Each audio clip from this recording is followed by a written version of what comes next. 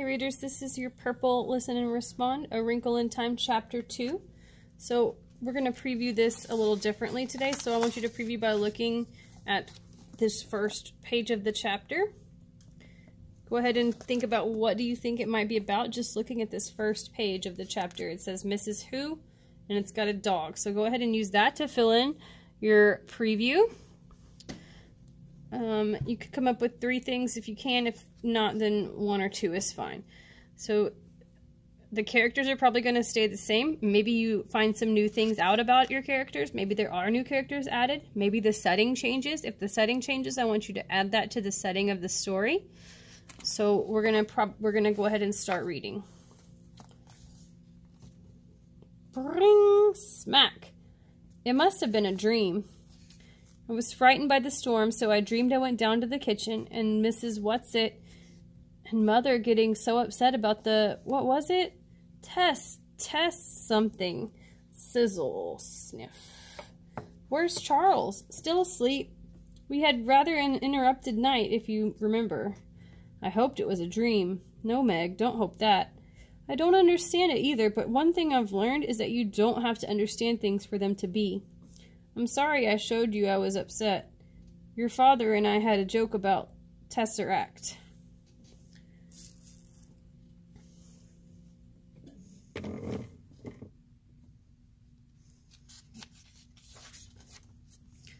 What is a Tesseract? It's a concept. I'll explain it later. There isn't time before school. I don't see why you didn't wake us. It's not fair we missed out on all the fun.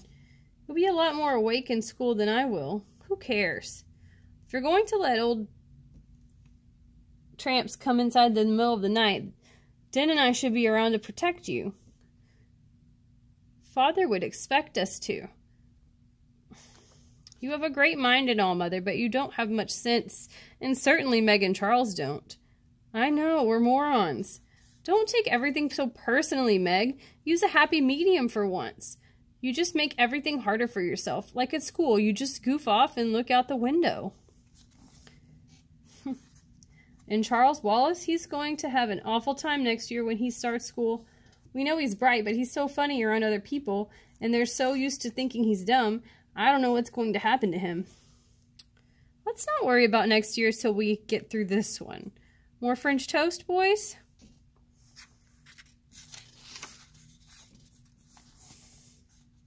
Will you please name the principal imports and exports of Nicaragua? No, not you, Amy. Meg? Meg? Meg! Oh, the principal imports and exports of Nicaragua? Well, who cares about the imports and exports of Nicaragua anyhow? What seems to be the problem now, Meg? Miss Porter tells me you were inexcusably rude. Don't you realize that you just make everything harder for yourself with that attitude? I'm convinced that you can do the work and keep up with your grade if you apply yourself, but some of your teachers are not. You're going to have to do something about yourself. Nobody can do it for you. Well, what about it, Meg? Meg, is something troubling you? Are you unhappy at home? Everything's fine at home. Had any news from your father lately? So, readers, I want you to pause right here. Make a prediction. What do you think might happen next, and why do you think this? So the teacher is noticing that Meg is acting out, and that he's also noticing that he asked if she'd heard from her father. So what do you think might happen next? Go ahead and write down 3 things that you think might happen next and why you think that.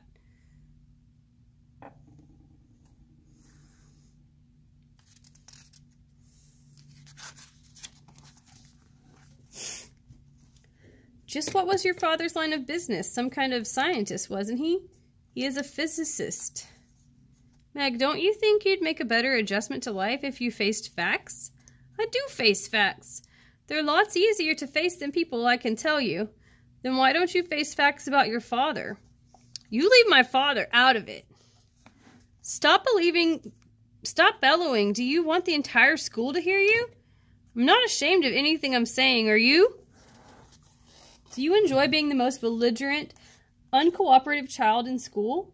Mr. Jenkins, you've met my mother, haven't you? She's a scientist.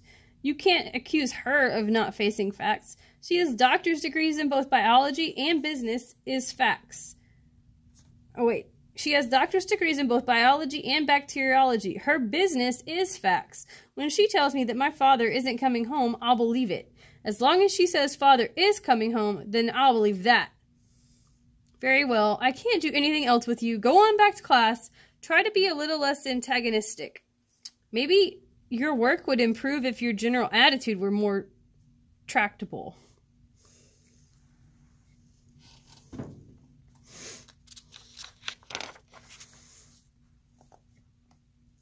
Meg!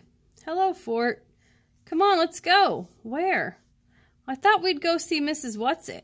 Oh, golly, why, Charles? You're still uneasy about her, aren't you? Well, yes. Don't be. She's all right. She's on our side. How do you know? Meg, I know. But why are we going to see her now? I want to find out more about that Tesseract thing. Didn't you see how it upset Mother?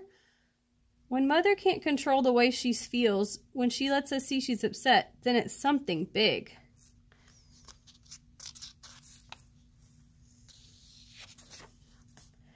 Charles, you know she's going to get in awful trouble, Mrs. Whatsit. I mean, if they find out she's taken Mrs. Bincome's sheets, they could send her to jail.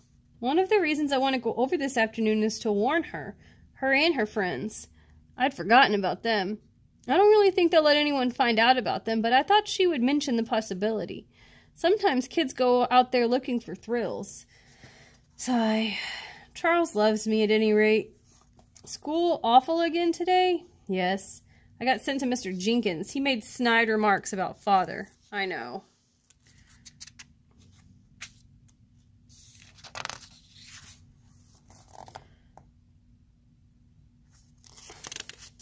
How? How do you know?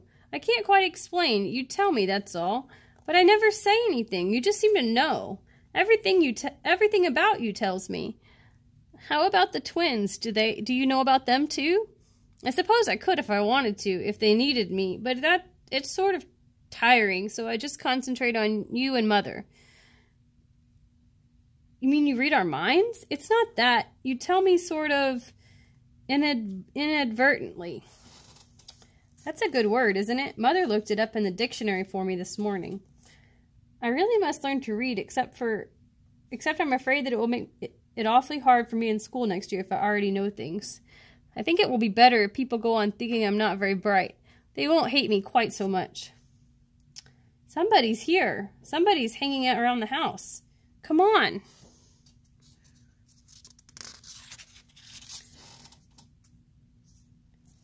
For crying out loud, call off your dog. Who is he? Calvin O'Keefe. He's in regional, but he's older than I am. It's all right, fella. I'm not going to hurt you. Grrr. Sit, Fort. Thump.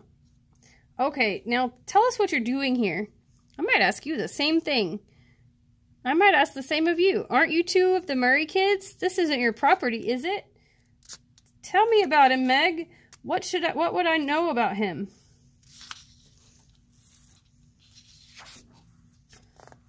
He's a couple of grades above me, and he's on the basketball team. Just because I'm tall. Tell us what you're doing here. What is this, the third degree? Aren't you the one who's supposed to be a moron? That's right. And if you want me to call off my dog, you'd better explain. Most peculiar moron I've ever met. I just came to get away from my family. What kind of family? They all have runny noses. I'm third from the top of 11 kids. I'm a sport. I don't mean like in baseball. Neither do I. I mean like in biology. A change of gene resulting in the appearance of the offspring of a character which is not present in the parents, but transmittable in its offspring. What gives around here? I was told you couldn't talk. Thinking I'm a moron gives people something to feel smug about. Why should I disillusion them? How old are you, Cal? What grade? 14. Junior, 11th. I'm bright. Listen, did anybody ask you to come here this afternoon? What do you mean, asked? You're holding out on me. So are you. You still don't trust me, do you? I don't distrust you. Okay, old sport, I'll tell you this much. Sometimes I get a feeling, well, you might call it a compulsion. And when I get this feeling, this compulsion, I always do what it tells me. I can't explain where it comes from or how I get it, and it doesn't happen very often, but I obey it. And this afternoon, I had a feeling that I must come over to the haunted house. Maybe it's because I'm supposed to meet you. You tell me. Okay, I believe you. I think I'd like to trust you. Maybe you'd better come home with us and have dinner. Well, sure, but what would your mother say? She'd be delighted. Mother's all right. She's not one of us, but she's all right. What about Meg? Meg has it tough. She's not really one thing or the other. What do you mean, one of us? What do you mean I'm not one thing or the other? Not now, Meg. I'll tell you about it later. Let's take Calvin to meet Mrs. Whatsit. If he's not okay, she'll know. Thump, thump, thump. Whew. No wonder this place has a reputation for being haunted. Quah! Quack, quack! Quah, quah! Eek! They get out a lot of fun of using all the typical props. Click.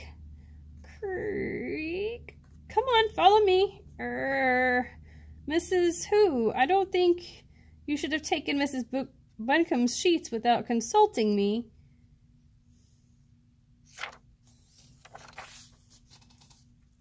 What on earth do you want them for? Why, Charlie, my pet. The heart has its reasons, whereof nothing knows nothing. But that's not appropriate at all. Your mother would find it so. I'm not talking about my mother's feelings about my father. I'm talking about Mrs. Buncombe's sheets. So why do you... In case we need ghosts, of course. If we have to frighten anybody away, what's it thought we ought to do it right? But we really didn't mean, you know, to know about the sheets. Aufrischertaten German. In flagrante decito, Latin. Caught in the act. English, as I was saying. Mrs. Who, do you know this boy? Good afternoon, ma'am. I didn't quite catch your name. Mrs. Who will do. He wasn't my idea, Charlie, but I think he's a good one. Where's Mrs. Whatsit? She's busy. It's getting near time, Charlie. Getting near time. Oh, man. Ab honesto virum bonum nihil deterret. Seneca. Nothing deters a good man from doing what is honorable. And he's a very good man, Charlie. Darling. But right now, he needs our help. Who? Ah, little Meggsy. Lovely to meet you, sweetheart. Your father, of course. Now go home, loves. The time is not yet right. Don't worry, we won't go without you. Get plenty of food and rest. Feed Calvin up. Now off with you. Justine soror fides. Latin again, of course. Faith is the sister of justice. Trust in us. Now shoo. Charles, I don't understand. No, I don't either yet. Not quite. But you saw Fort, didn't you? Not a growl, not a quiver, so you know it's okay. Look, do me a favor, both of you. Let's not talk about this till we've had something to eat. I need fuel to sort things out and assimilate them properly. Lead on, moron. I've never even seen your house, and I have the funniest feeling that for the first time in my life, I'm going home.